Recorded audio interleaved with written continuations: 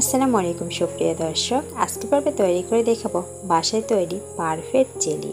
আর আজকে তৈরি করে দেখাবো ড্রাগন ফলের জেলি। বাসায় খুব সহজে পারফেক্ট কিভাবে তৈরি করতে হয় চলুন তাহলে দেখে নিয়ে যাক আজকে সবচেয়ে সহজভাবে তৈরি ড্রাগন ফলের জেলি রেসিপি।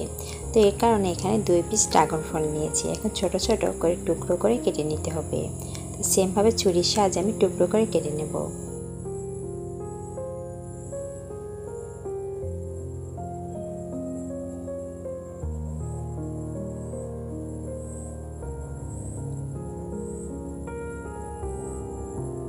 সেমভাবে সবগুলো ড্রাগন ফল ছোটো ছোটো টুকরো করে কেটে নিয়েছি। এখন একটা ব্লেন্ডার জার নিয়ে খুব ভালোভাবে ব্লেন্ড করে নিতে হবে। তো খুব ভালোভাবে ব্লেন্ড করে নেওয়ার পর এভাবে ছাঁকনাতে ছেঁকে নেব।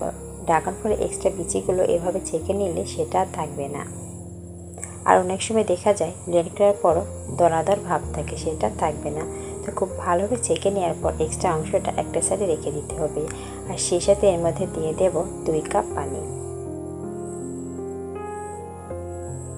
সেই সাথে দিয়ে দিতে হবে 1 কাপ চিনি। চিনি যে যার টেস্ট অনুযায়ী নিয়ে নেবেন। আর একটা বাটিতে কিছুটা পানি নিয়েছে, তার সাথে 1 চামচ আগার পাউডার দিয়ে খুব ভালোভাবে মিশিয়ে নিতে হবে। এখন এই মেশানো পানিটা ড্রাগন ফলের জুসের মধ্যে দিয়ে দিতে হবে। দেওয়ার পর সমস্ত উপকরণ খুব ভালোভাবে মিশিয়ে নেওয়ার পর রান্না করে নিতে হবে। তো চুলাতে আমি বসিয়ে দিয়েছি। এখন অনবরত নেড়ে চেড়ে রান্না করে নেব 2 থেকে 3 মিনিট। যেহেতু আগার পাউডার ইউজ করেছি তার কারণে 2 থেকে 3 মিনিট রান্না করে নিলে হয়ে যাবে। যদি ড্রাগন ফলে আগার পাউডার না ব্যবহার করতে চান সেই ক্ষেত্রে সময়টা কিন্তু বেশি লাগবে, আর চিনির পরিমাণটা কিন্তু আরও বেশি দিতে হবে।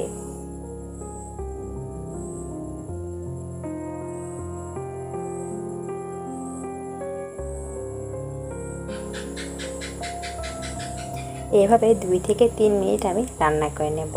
2 থেকে 3 মিনিট পর চুলা থেকে নামিয়ে নিতে হবে। আর এখন কাঁচের জারে সেট করে নেব, তার কারণে এখানে ঢেলে নিতে হবে। গরম থাকা অবস্থায় এভাবে ঢেলে নেব। একটা কাঁচের জারে ঢালার পর এক্সট্রা যে অংশটা আছে সেটা একটা বাটিতে নিয়ে নেব।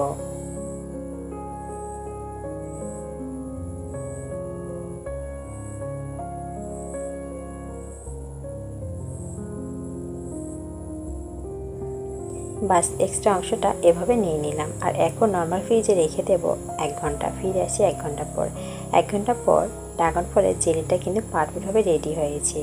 সমস্ত উপকরণ খুব ভালোভাবে সেট হয়ে গিয়েছে, দেখে বুঝতে পারছেন একদম পারফেক্ট হয়েছে।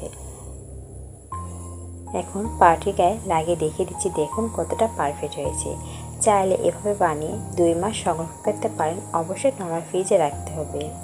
তো ভিউয়ার্স, আজকের সহজ রেসিপি যদি ভালো লাগে অবশ্যই শেয়ার করবেন, আর সেই সাথে কেমন লেগেছে অবশ্যই কমেন্ট করে জানাতে ভুলবেন না।